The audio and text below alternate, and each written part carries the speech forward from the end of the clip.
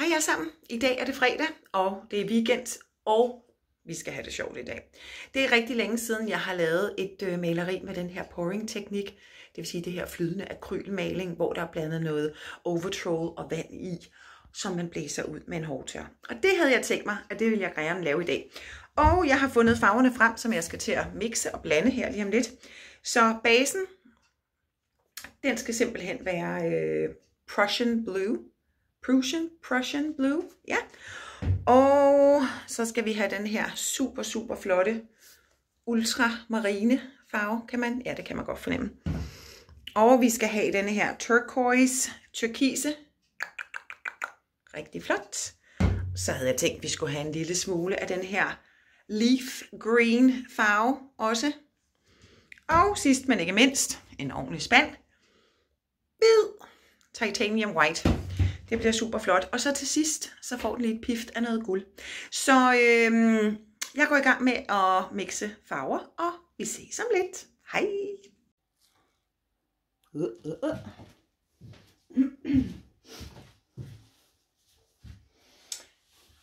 Hej alle sammen. Jeg er tilbage, og jeg er simpelthen inde på Johannes værelse, min søn, fordi det er her, at jeg kan lave den her slags malerier, og hvor det kan stå i fred, for det skal jo tørre nogle dage, helst en del dage. Men vi er klar, det er nu, at vi skal lege, vi skal have det sjovt, så ja, følg med. Jeg har klargjort, så man kan se alle mine farver, som jeg fortalte om før, de er klargjort herovre. Og så er det simpelthen med, at nu skal vi have noget på lærred. Og lærred i dag, det er 80 x 100 cm. Og jeg har sørget for at afdække med plastik på bordet her og nede under på gulvet med nogle affaldssække, jeg har klippet op. Og jeg har alle remedier klar. Så lad os komme i gang. Lad os have det sjovt. Alle mine farver er blandet med den her overtroll og med vand. Og så er det ellers bare med, at vi skal have det sjovt og lege og pjatte og håbe på, at det bliver super flot. Men hvorfor skulle det ikke det? Sagde hun optimistisk. Så. Og lige så snart vi når ned i bunden af glassene her, så tykner det nogle gange. Så der kan vi lige, med den ekstra vand, vi har taget med ind, så kan vi lige give det et lille bitte squeeze. Og lige blande det igen. Og jeg synes altid, det tykner, når jeg når ned i bunden. Og det skal jo altså blæses ud med hårdtørre, men derfor må det godt lige have den rigtige konsistens alligevel. Så det fik det der. Så der kan vi lige prøve så vidt muligt ikke at lægge farverne sådan alt for meget oven på hinanden. For vi skal jo gerne have de her flotte farver til at komme til sin ret. Så har jeg den grønne her. Rigtig flot grøn. Kan man fornemme den her? Det er en lidt hissig grøn, og det er en ret kraftig grøn. Så det er ikke en, jeg bruger så forfærdeligt meget af. Men det er nogle flotte detaljer, synes jeg alligevel, der kommer på den. Så jeg synes, det er flot bare lige at have lidt. En lille smule. Den begynder også at tykne lidt nu, kan vi se. Men kigger vi på bagefter. Så har vi den her flotte turquoise. Der kommer også lige lidt ind her. Igen prøv at se, om du kan holde dem lidt adskilt. Vi skal jo gerne have hele lærredet dækket, så der skal bruges en del. Vi kommer lidt herud her. Så for også at komme det godt ud i hjørnerne.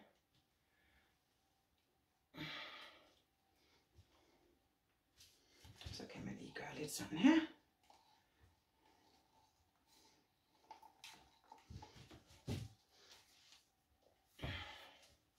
Jeg vil gerne have, at det er den mørkeblå farve, der sådan dominerer lidt. Så vi tager lige noget mere mørkeblå.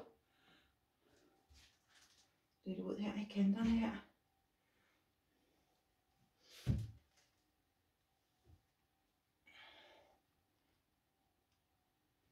Kører lidt ned her. Det er altid godt lige at have lidt backup maling tilbage, hvis du lige skal ind og rette lidt. Og så kører jeg lidt hvid her. Også bare lige for, at det ikke bliver for dystert. Synes jeg, det er meget flot lige med den hvide.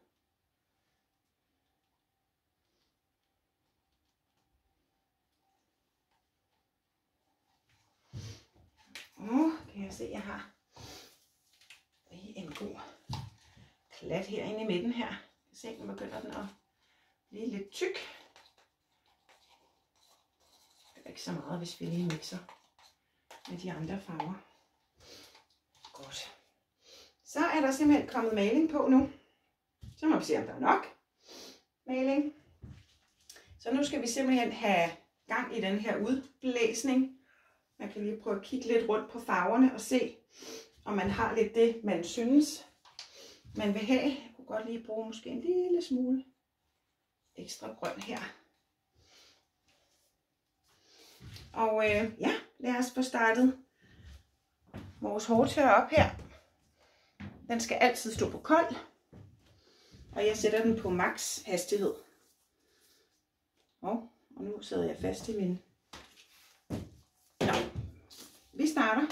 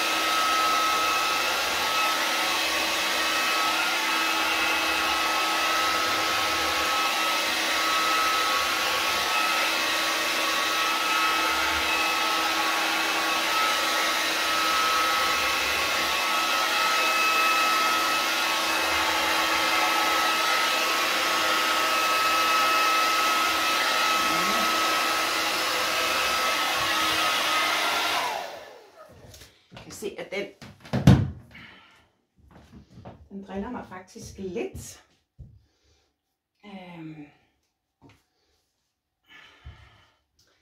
Og det gør den, fordi at malingen den er simpelthen for tyk nogle steder. Så den er altså lidt svær for mig at blæse ud, kan jeg godt se på det hele. Det ser super flot ud, men jeg er simpelthen nødt til lige at have dækket nogle af de her steder her, hvor den simpelthen driller mig lidt. Og det er simpelthen igen, hvis man får lavet malingen for tyk, så selvom man blæser det ud på max hastighed, så går den altså simpelthen ind og driller.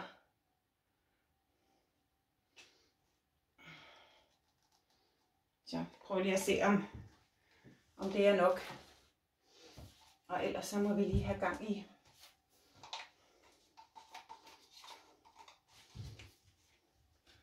lidt mere her. Udover det, så synes jeg, det ser super flot ud. Og jeg lige har spottet noget her. Var det herovre her? Var det lidt her? Jeg kan se den grønne der igen. Den er meget dominerende. Jeg vil lige skal køre lidt hvid i her. Den er altså meget dominerende, den grønne. Nå, vi blæser videre. Kryds jeres fingre.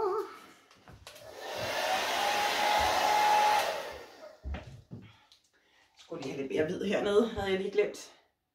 I hjørnet her, der drillede den mig altså også lidt. Så men det kommer til at blive flot. Lige få lidt mere hvid på der. Så kører vi.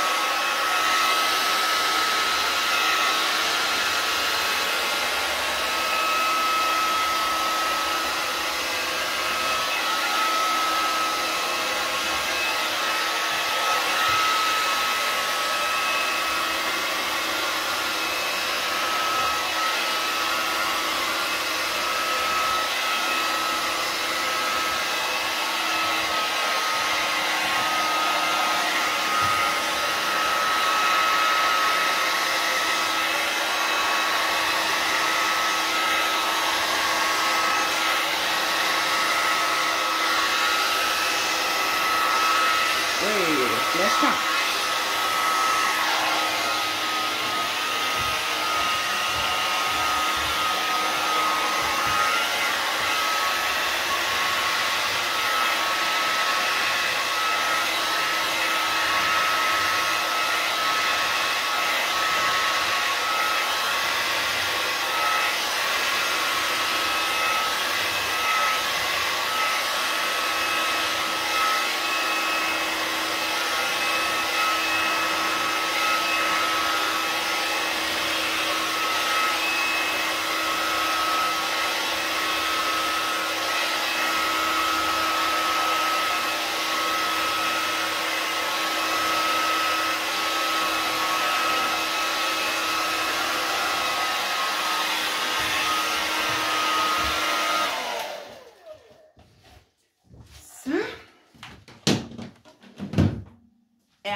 Størstedelen af lærredet, det er dækket. Der er stadig et par små helligdage, men der er det jo altid så heldigt, at man vælter rundt i maling her på gulvet i nyafdækket, nylagt plastik. Så der kan man altså godt lige dubbe stederne her. Der var der også lige lidt der lige drillede lidt. Her var der også lige lidt. Jeg kunne godt lige have haft lidt mere maling, vil jeg sige. Og alligevel så nogle steder, der kan man jo se, hvordan malingen den simpelthen bare vælter af lærredet. Så men det er derfor altid hellere have lidt for meget maling, end lidt for lidt maling. Godt. Og så er der kanterne. De skal selvfølgelig lige ordnes også med al den maling. Scheisse, det havde jeg glemt. Nå, der ligger en masse maling derunder. Nå, det havde jeg lige glemt. Ja, det er lidt tid siden, at jeg har lavet det her. Der var lige noget mere her. Jeg synes nok, der var noget mere.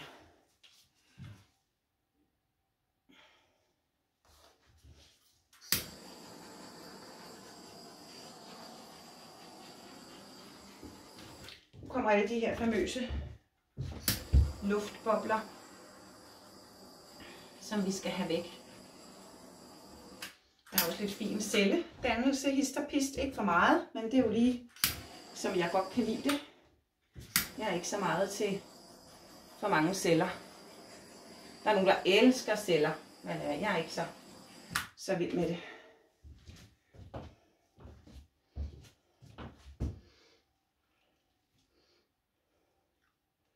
Ja, det var rigtig godt, jeg tog den hvide ind. Det var super godt. Den grønne, den passer okay. Jeg synes måske, der er lidt for meget grønt i til min smag. Så jeg var nok lidt for gavmild, selvom jeg synes, jeg sparede lidt på den. Jeg har stadig en del tilbage, eller i hvert fald halvt tilbage herovre. Men umiddelbart, ja, godt tilfreds. Nu skal jeg rundt med min lille flammekaster her. Den skal jeg rundt med en del gange. For der kommer altså mange luftbobler frem. Og der er det rigtig godt, man kan bruge lyset fra den her fotolampe her. Og den går altså ind og viser de der luftbobler. Ja, nå. Jamen det var så lige for nu. Det var jo den første video på dansk. Så jeg sender en update, når det er tørt. Vi ses! Hej igen. Jeg glemte selvfølgelig da lige at vise jer, hvordan det ser ud med et lille close-up. Og når jeg står og kigger på det, så er det virkelig, virkelig flot. Det er jo som sagt, tror jeg, lidt over et år siden, jeg har lavet den her teknik. Så jeg kunne godt mærke, at jeg var lidt ude af træning, men jeg synes, det er virkelig fint. Jeg skal jo ikke have Johan i de næste 6 dage, desværre. Men så kan det få lov til at stå herinde i fred, uden at der kommer små børnefingre på det. Så jeg vender lige rundt og viser dig, hvordan det ser ud. Så er vi her simpelthen. Jeg har ikke super meget plads. Jeg står op ad en reol her, men det er denne her vinkel her, som jeg synes er rigtig, rigtig flot. Og det, som jeg jo heller ikke fik vist dig for pokker det var jo, at jeg lige lagde noget guldfarve på her til sidst. Og det giver, der er ikke så meget, men det giver altså nogle meget fine, detaljer, synes jeg. Sådan hist og pis, der er noget rigtig flot heroppe i hjørnet. Og så er det ellers bare sådan rundt. Malingen, den drillede mig jo lidt. Ja, den var altså lige en anelse for tyk, men man kommer altså hurtigt lige ud af træning, når man ikke har blandet de her konsistenser i lang tid. Men det er jo simpelthen dagens pouring maleri. Prøv lige at se. Men altså. Super, super flot. Husk, at du kan følge mig inde på Instagram. Art by Norup Novlund med underscore imellem og underscore til sidst. Ja, jeg er glad og tilfreds. Jeg synes, det er flot. Jeg kan ikke så godt komme længere tilbage, uden at ryge ind i en reol. Men jeg prøver lige alligevel. Øj, nu blev det mørkt. Sådan ser det ud. Hvad siger I så? Og så husk lige at følge med, og lige tryk på like-knappen, og endelig kommenter, hvad du synes. Det vil være dejligt. Og hvis du er rigtig glad for, at den her video er på dansk, og du godt kunne tænke dig flere videoer på dansk, så giv mig endelig besked om det, fordi så vil jeg da selvfølgelig gerne lave nogle flere på dansk. Men det var alt for i dag. Ha' en forrygende weekend. Pas godt på dig selv, og vi ses.